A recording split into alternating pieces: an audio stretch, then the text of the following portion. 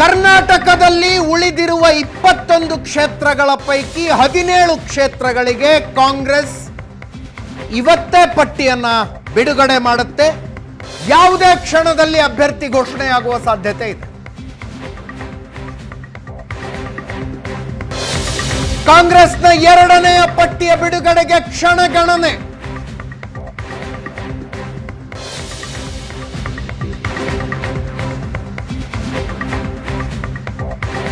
ಈಗಾಗಲೇ ಮೊದಲ ಪಟ್ಟಿಯಲ್ಲಿ 28 ಕ್ಷೇತ್ರಗಳ ಪೈಕಿ 7 ಕ್ಷೇತ್ರಗಳಿಗೆ ಅಭ್ಯರ್ಥಿ ಘೋಷಣೆಯಾಗಿದೆ.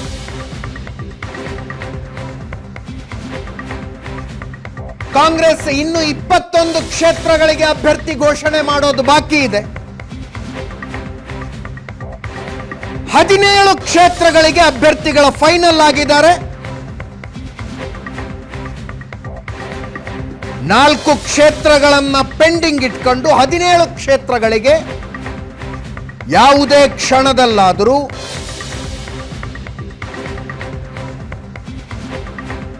ಅಭ್ಯರ್ಥಿ ಘೋಷಣೆಯಾಗುವ ಸಾಧ್ಯತೆ ಇದೆ.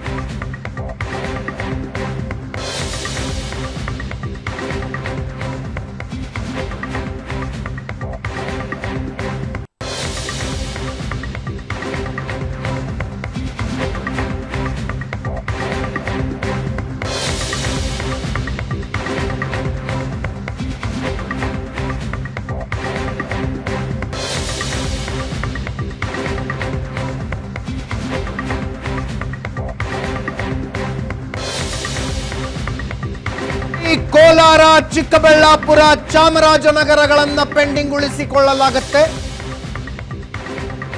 ಇನ್ನೊಂದ್ಸಲ ಹೇಳ್ತಾ ಇದ್ದೀನಿ, ಬಳ್ಳಾರಿ, ಕೋಲಾರ, ಚಿಕ್ಕಬಳ್ಳಾಪುರ, ಚಾಮರಾಜನಗರ ಇಷ್ಟು ಕ್ಷೇತ್ರಗಳನ್ನ ಪೆಂಡಿಂಗ್ ಉಳಿಸಿಕೊಳ್ಳಲಾಗುತ್ತೆ. ಬಿಡುಗಡೆಯಾಗಲಿರುವ 17 ಕ್ಷೇತ್ರಗಳ ಅಭ್ಯರ್ಥಿಗಳ ಪಟ್ಟಿಯಲ್ಲೂ ಕೂಡ ಯಾವ ಸಚಿವರು ಇರೋದಿಲ್ಲ.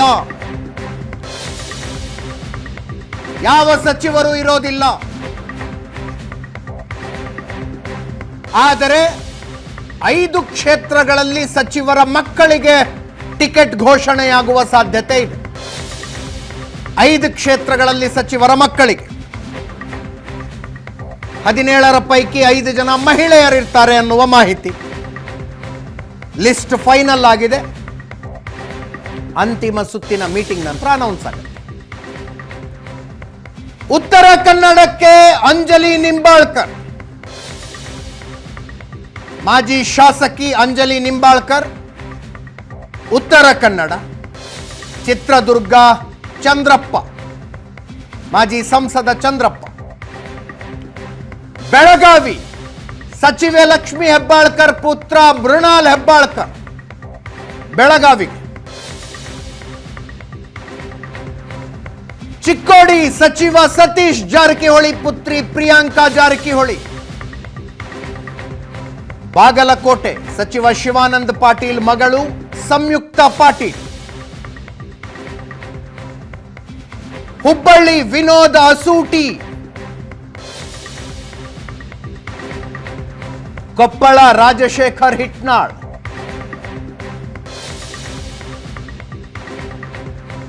ಕಲಬುರಗಿ ಮಲ್ಲಿಕಾರ್ಜುನ ಖರ್ಗೆ ಅವರ ಅಳಿಯ ರಾಧಾಕೃಷ್ಣ ದೊಡ್ಡಮನಿ. ಬೀದರ್ ಸಚಿವ ಈಶ್ವರ್ ಖಂಡ್ರೆ ಅವರ ಪುತ್ರ ಸಾಗರ್ ಖಂಡ್ರೆ. ದಕ್ಷಿಣ ಕನ್ನಡ ಪದ್ಮರಾಜ್.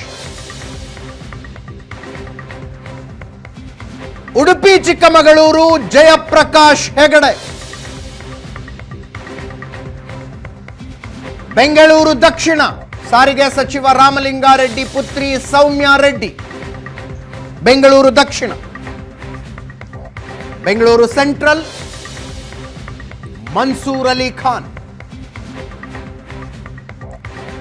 ಮೈಸೂರು ಕೊಡಗು ಲಕ್ಷ್ಮಣ್, ರಾಯಚೂರು ಕುಮಾರ್ ನಾಯ್ಕ, ದಾವಣಗೆರೆ ತೋಟಗಾರಿಕಾ ಸಚಿವ ಎಸ್ ಮಲ್ಲಿಕಾರ್ಜುನ್ ಪತ್ನಿ ಪ್ರಭಾ ಮಲ್ಲಿಕಾರ್ಜುನ್, ಬೆಂಗಳೂರು ಉತ್ತರ ರಾಜೀವ್ ಗೌಡ.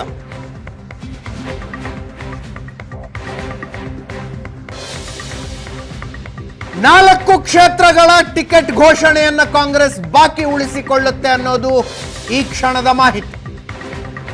ಯಾವುದು 4 ಕ್ಷೇತ್ರ? ಕೋಲಾರ, ದಲಿತ ಮುಖಂಡ ಸಿಎಂ ಮುನಿಯಪ್ಪ ಚಿಕ್ಕಪೆದ್ದಣ್ಣ ಹೆಸರುಗಳು ಸುಮಾರು ಓಡ್ತಾ ಇದೆ. ಕೋಲಾರ, ಎಲ್ ಹನುಮಂತಯ್ಯ, ಮುದ್ದು ಗಂಗಾಧರ್,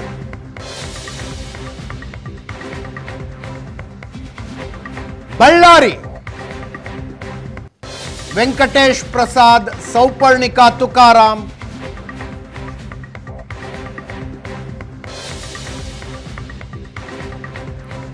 ಸಚಿವ ನಾಗೇಂದ್ರ ಸಹೋದರ ವೆಂಕಟೇಶ್ ಪ್ರಸಾದ್ ಮತ್ತು ಶಾಸಕ ತುಕಾರಾಮ್ ಪುತ್ರಿ ಸೌಪರ್ಣಿಕಾ ತುಕಾರಾಮ್, ಬಳ್ಳಾರಿ. ಚಿಕ್ಕಬಳ್ಳಾಪುರ ರಕ್ಷಾ ರಾಮಯ್ಯ ಅಥವಾ ವೀರಪ್ಪ ಮೊಯ್ಲಿ ಅಂತ ಹೇಳ್ತೀವಿ. ರಕ್ಷಾ ರಾಮಯ್ಯ ಅಥವಾ ವೀರಪ್ಪ ಮೊಯ್ಲಿ. ಚಾಮರಾಜನಗರ ಯಾಕೆ ಪೆಂಡಿಂಗ್ ಇಟ್ಕೊಂಡಿದ್ದಾರೋ ಗೊತ್ತಿಲ್ಲ. ಮಹದೇವಪ್ಪ ಸುಪುತ್ರ ಸಚಿವ ಮಹದೇವಪ್ಪ ಪುತ್ರ ಸುನಿಲ್ ಬೋಸ್ ಅವರ ಹೆಸರಿದೆ. ಅದು ಕೂಡ ಇವತ್ತು ಘೋಷಣೆಯಾಗ್ತಿಲ್ಲ. ಇವುಗಳಲ್ಲಿ ಇವತ್ತು ಘೋಷಣೆ ಆಗುವ ಕ್ಷೇತ್ರಗಳಲ್ಲಿ ಮೃಣಾಲ್ ಹೆಬ್ಬಾಳ್ಕರ್, ಲಕ್ಷ್ಮೀ ಹೆಬ್ಬಾಳ್ಕರ್ ಮಗ, ಪ್ರಿಯಾಂಕಾ ಜಾರಕಿಹೊಳಿ, ಸತೀಶ್ ಜಾರಕಿಹೊಳಿ ಮಗಳು, ಸಂಯುಕ್ತ ಪಾಟೀಲ್, ಶಿವಾನಂದ ಪಾಟೀಲ್ ಮಗಳು, ಸಾಗರ್ ಖಂಡ್ರೆ, ಈಶ್ವರ್ ಖಂಡ್ರೆ ಪುತ್ರ, ಸೌಮ್ಯಾ ರೆಡ್ಡಿ, ರಾಮಲಿಂಗಾರೆಡ್ಡಿ ಮಗಳು. ಸಚಿವರ ಮಕ್ಕಳ ಹೆಸರುಗಳಿವೆ.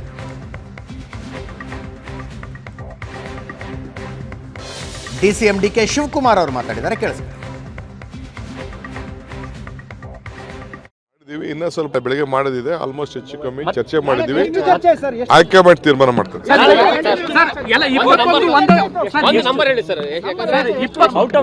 2-3 ಸೀಟ್ ಬಿಟ್ರೆ ಮಿಕ್ಕಿದೆಲ್ಲ ಆಲ್ಮೋಸ್ಟ್ ಡಿಸ್ಕಷನ್ ಆಗಿದೆ.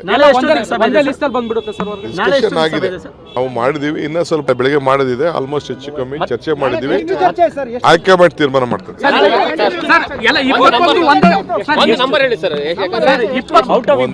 2-3 ಸೀಟ್ ಬಿಟ್ರೆ ಮಿಕ್ಕಿದೆಲ್ಲ ಆಲ್ಮೋಸ್ಟ್ ಡಿಸ್ಕಷನ್ ಆಗಿದೆ. ಡಿಸ್ಕಷನ್ ಆಗಿದೆ, ನಾವು ಮಾಡಿದೀವಿ, ಇನ್ನ ಸ್ವಲ್ಪ ಬೆಳಗ್ಗೆ ಮಾಡೋದಿದೆ, ಆಲ್ಮೋಸ್ಟ್ ಹೆಚ್ಚು ಕಮ್ಮಿ ಚರ್ಚೆ ಮಾಡಿದೀವಿ, ಆಯ್ಕೆ ಮಾಡಿ ತೀರ್ಮಾನ ಮಾಡ್ತಾರೆ. ಯಾರ್ಯಾರಿಗೆ ಟಿಕೆಟ್ ಮಿಸ್ ಆಗಬಹುದು ಅನ್ನಿಸ್ತಾ ಇದೆಯೋ ಅವರು ಅವರ ಬೆಂಬಲಿಗರು ಪ್ರತಿಭಟನೆ ಆರಂಭಿಸಿದ್ದಾರೆ. ವೀಣಾ ಕಾಶಪ್ಪನವರ್ ಬಾಗಲಕೋಟೆಯ ಟಿಕೆಟ್ ಆಕಾಂಕ್ಷಿಯಾಗಿದ್ರು. ಸಂಯುಕ್ತ ಪಾಟೀಲ್ಗೆ ಟಿಕೆಟ್ ಆಗತ್ತೆ ಅನ್ನುವ ಮಾಹಿತಿ ಬಂದಾಗ ಅವರ ಬೆಂಬಲಿಗರು ದೊಡ್ಡ ಪ್ರತಿಭಟನೆ ನಡೆಸಿದ್ದಾರೆ. ಟೈರ್ಗಳಿಗೆ ಬೆಂಕಿ ಇಟ್ಟು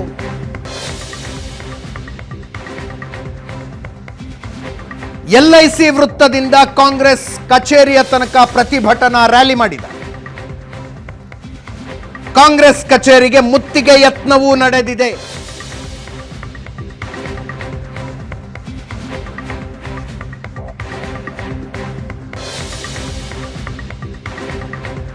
ಸಂಯುಕ್ತ ಪಾಟೀಲ್ಗೆ ಟಿಕೆಟ್ ಬೇಡ ಅಂತ ಘೋಷಣೆ ಕೂಗಲಾಗಿದೆ.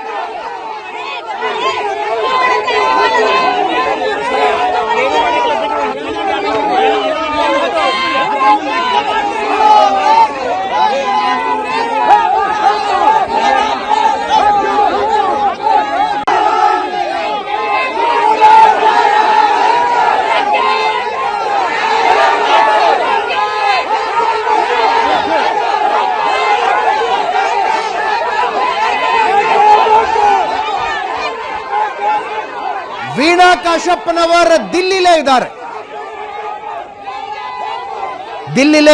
ದಿಲ್ಲಿಲಿ ಮಾತಾಡಿದ್ರು. ಖರ್ಗೆ ನಿವಾಸದ ಮುಂದೆ ಕಣ್ಣೀರಿಟ್ಕೊಂಡು ಮಾತಾಡಿದ್ರು. ಜಯ ಮೃತ್ಯುಂಜಯ ಶ್ರೀಗಳ ಜೊತೆಗೆ ಚರ್ಚೆ ಮಾಡಿದ್ದಾರೆ. ಅವ್ರನ್ನೇ ಇಟ್ಕೊಂಡು ಟಿಕೆಟ್ಗಾಗಿ ಪ್ರಯತ್ನಿಸ್ತಾ ಇದ್ದಾರೆ.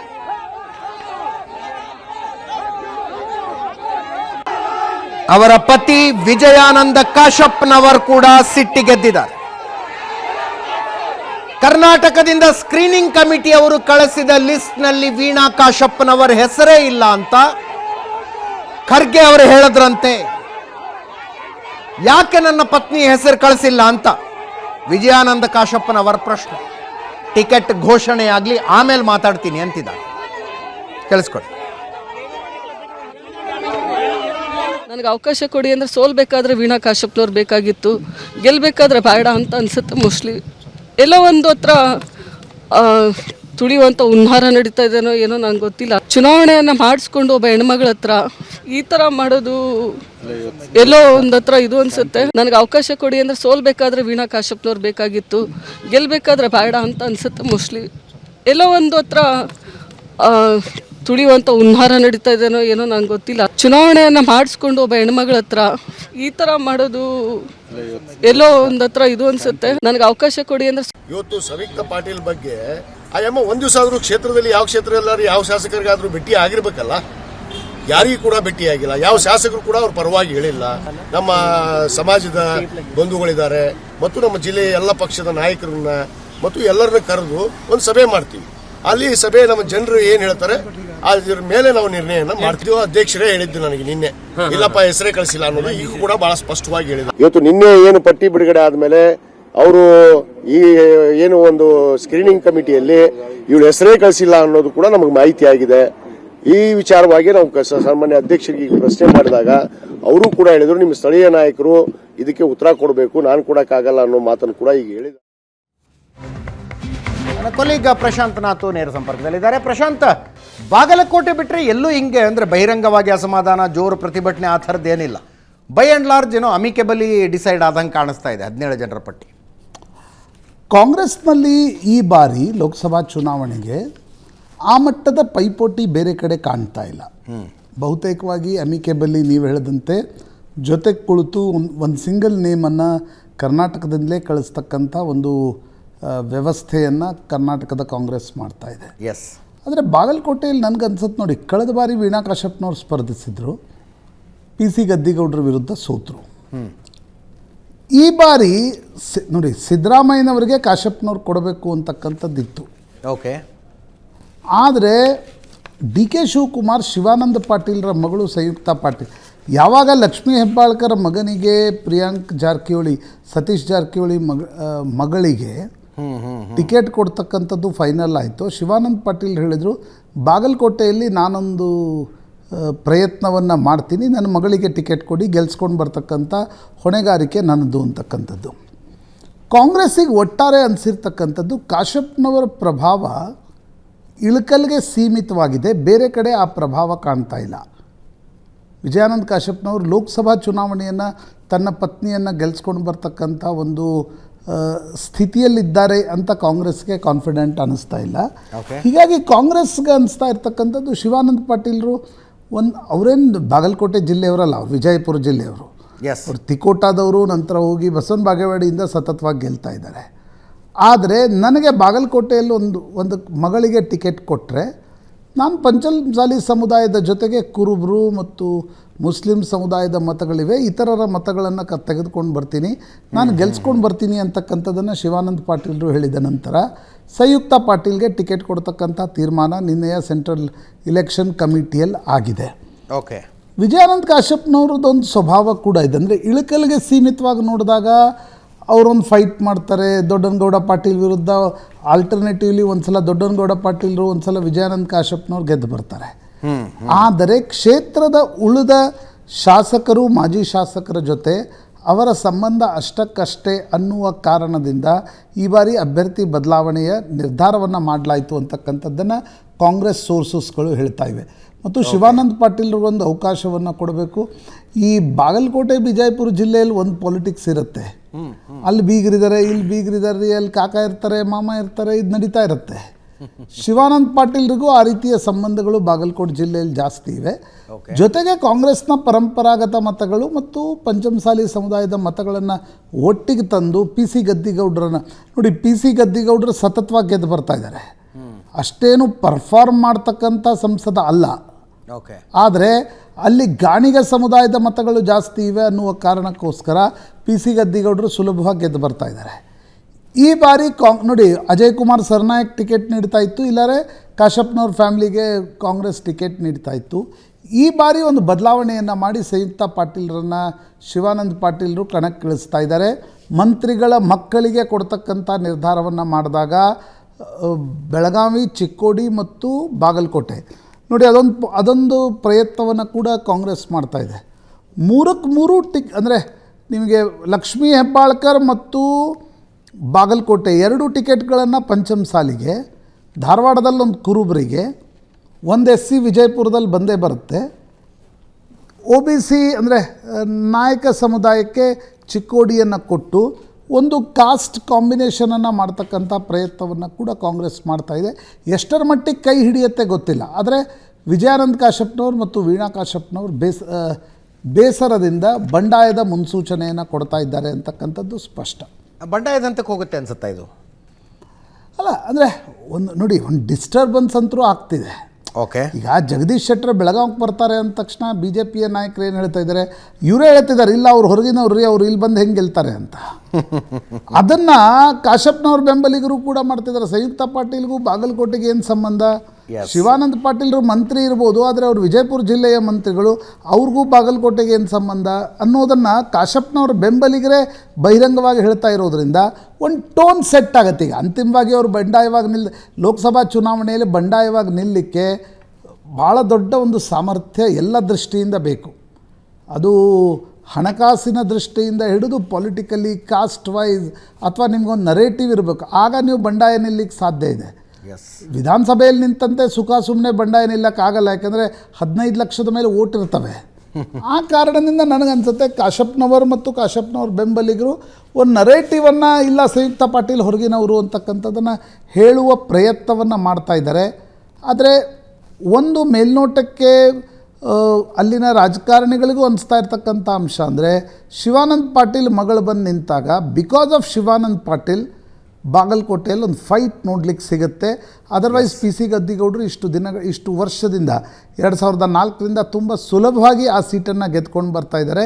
ಈ ಬಾರಿ ಒಂದು ಫೈಟ್ ನೋಡ್ಲಿಕ್ಕೆ ಸಿಗಬಹುದು ಅಂತಕ್ಕಂಥದ್ದನ್ನು ಎಲ್ಲ ಪಕ್ಷದ ರಾಜಕಾರಣಿಗಳ ಬಾಯಲ್ಲಿ ನಾವು ಕೇಳ್ತಾ ಇದ್ದೀವಿ. ಸೊ 17 ಕ್ಷೇತ್ರಗಳಿಗೆ ಇವತ್ತು ಅನೌನ್ಸ್ ಆಗುತ್ತಲ್ಲ? ಹಾಂ, ನಿನ್ನೆ 17 ಫೈನಲ್ ಆಗಿದೆ, 4 ಪೆಂಡಿಂಗ್ ಇದೆ.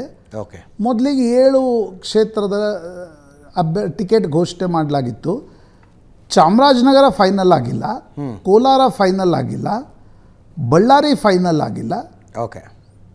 ನಂತರ ಇನ್ನೊಂದು ಸೀಟ್ ಚಿಕ್ಕಬಳ್ಳಾಪುರ ಫೈನಲ್ ಆಗಿಲ್ಲ. ಚಿಕ್ಕಬಳ್ಳಾಪುರದಲ್ಲಿ BJPಯಿಂದ ತಂದು ಕೊಡ್ತಾರೋ ಅಥವಾ ಸಿದ್ದರಾಮಯ್ಯನವರು ಮಾತು ಕೊಟ್ಟಂತೆ ರಕ್ಷಾರಾಮಯ್ಯ ಅವ್ರಿಗೆ ಸೀಟ್ ಕೊಡಿಸ್ತಾರೋ, ಸ್ವಲ್ಪ ಇಂಟ್ರೆಸ್ಟಿಂಗ್ ಇದೆ ಚಿಕ್ಕಬಳ್ಳಾಪುರದ ಸೀಟ್ ಹಂಚಿಕೆ. ಆಮೇಲೆ ಮಾತಾಡೋಣ ಅದ್ರ ಬಗ್ಗೆ. BJP ಕಥೆ